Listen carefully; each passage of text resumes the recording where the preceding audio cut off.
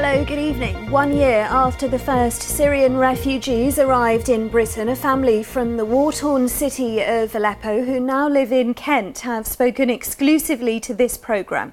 The couple, whose 6-year-old daughter died as they travelled from Syria to the Lebanon, say they are grateful to Britain for giving safety to their family. Well, Kent has already pledged to accept around 130 Syrian families by 2020.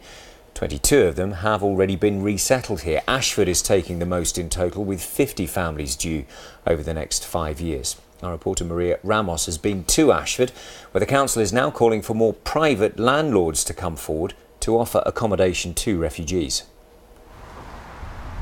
Grateful to be alive and living safely in Charing. It's a world away from the life and street fighting in central Aleppo they left behind 2 years ago. This is where Ahmed and Fatih had built a life running a gallery and raising 2 daughters. Now rehomed here by the UK government, they've started their life afresh with nothing. We feel very welcome here, especially here in Charing. The community is very good to us. Life here is simple. Everyone minds their own business. The most difficult thing here is the language. We are trying to learn, and we are learning. It wasn't an easy decision to leave Syria. Their 6-year-old daughter Shahad needed a kidney transplant. They travelled miles through Lebanon and Turkey looking for treatment, but they couldn't get the help they needed, and she died. The doctor advised me to take her outside the country for treatment. Her situation was getting worse. The doctor didn't have much hope. This is why he advised me to take her to another country where they might be able to treat her.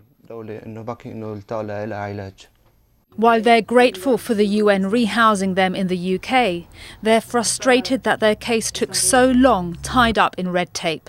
Obviously, we always advocate for this process to be as fast as possible, but it's also a process which involves a series of interviews and making sure that the resettlement is given as a solution to those who really need it. Here in Ashford, the council is leading the way and will take 50 refugees a year for the next 5 years. But they're calling on private landlords to provide homes to relieve the pressure on their limited social housing. We are very lucky in this country that we're safe on the whole.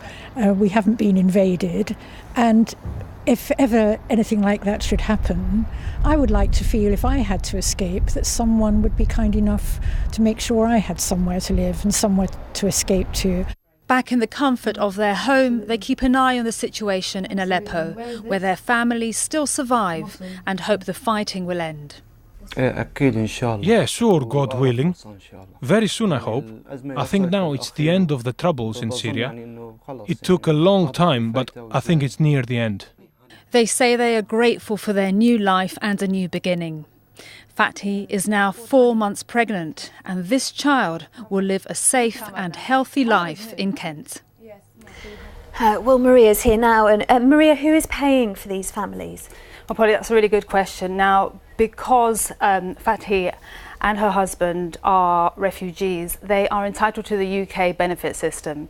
But also another important point is that it's not Kent paying for this, it's coming from central government, exactly from the foreign aid budget.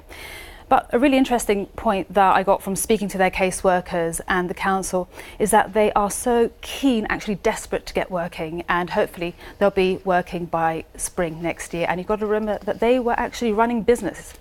Okay, thanks, Maria.